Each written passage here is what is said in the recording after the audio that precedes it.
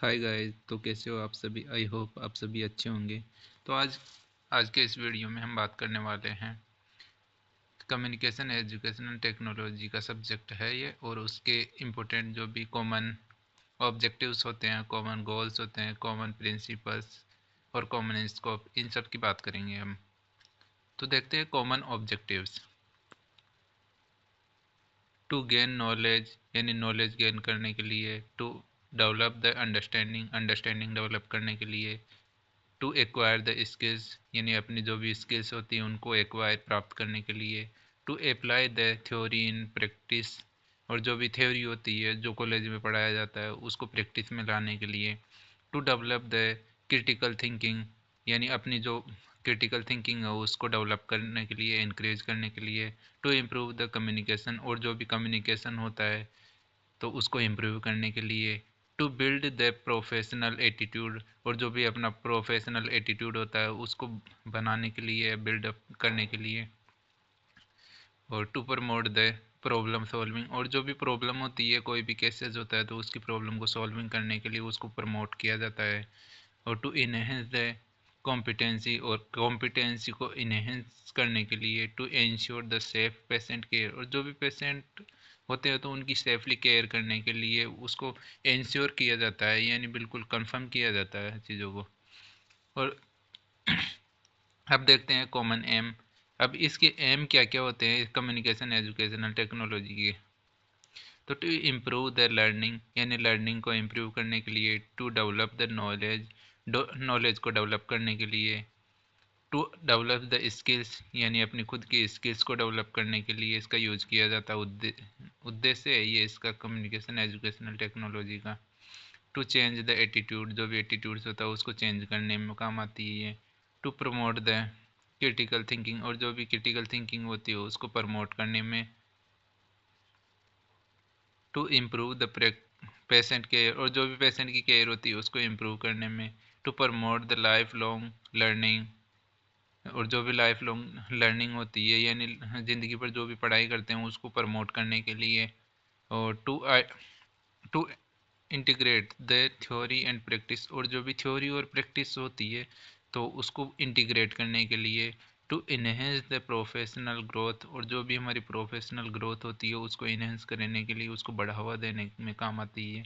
To to prepare competent nurse और जो भी कॉम्पिटेंट नर्स होती है तो उसको प्रिपेयर करने के लिए, नर्स को बनाने में काम आता है ये।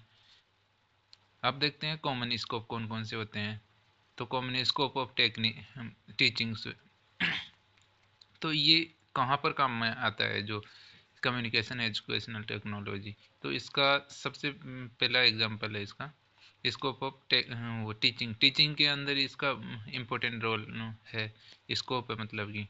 और स्कोप ऑफ लर्निंग लर्निंग के अंदर भी इसका एजुकेशन टेक्नोलॉजी का एक रोल है या स्कोप है।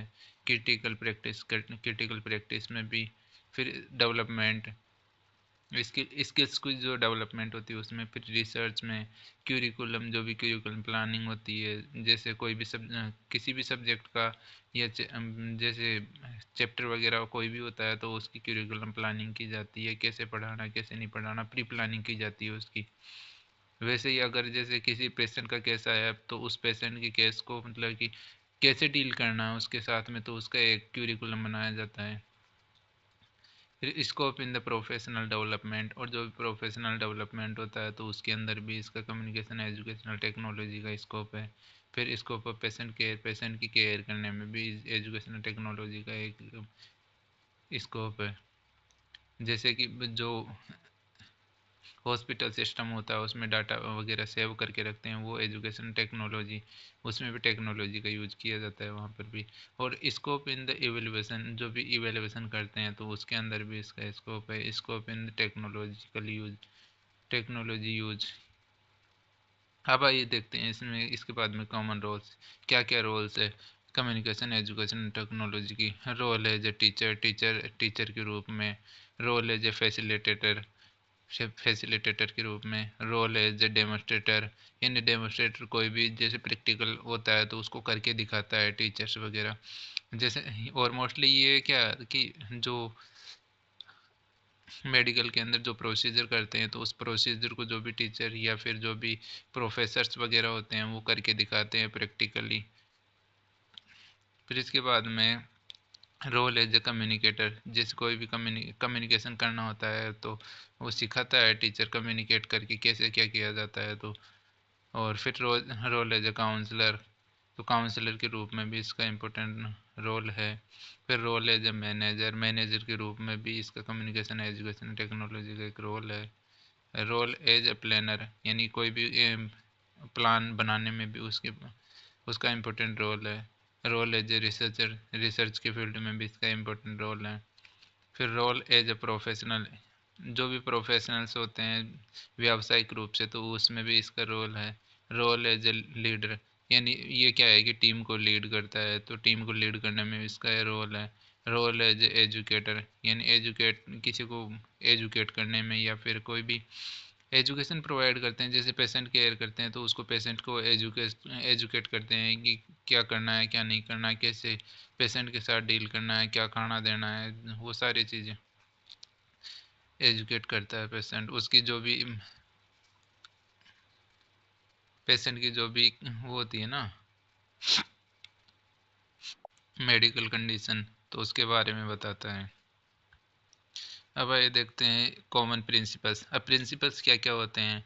Learning centred principle, principle principle of the motivation, यानी मोटिवेशन के रूप में भी इसका इंपॉर्टेंट प्रिंसिपल होता है। मोटिवेटर, जैसे एजुकेशन टेक्नोलॉजी के अंदर जो भी मोटिवेटर होता है तो वो मोटिवेट करता है, तो ऐसे ही। और प्रिंसिपल ऑफ फ्लेक्सिबिलिटी, यानी इसमें क्या है कि अपनी वो जो आवश्यकता अनुसार ये नीड के बेसिस पे इसमें फ्लेक्सिबिलिटी यानी चेंजेस ला सकते हैं। प्रिंसिपल ऑफ द फीडबैक, यानी वापस फीडबैक दिया जाता है इसमें। Principle of the sorry correlation, और principle of the reinforcement, principle of activity principle. और फिर इसमें आता है principle of the individual differences, यानी जो भी इंडिविजुअल्स के अंदर जो भी डिफरेंसेस होते हैं तो।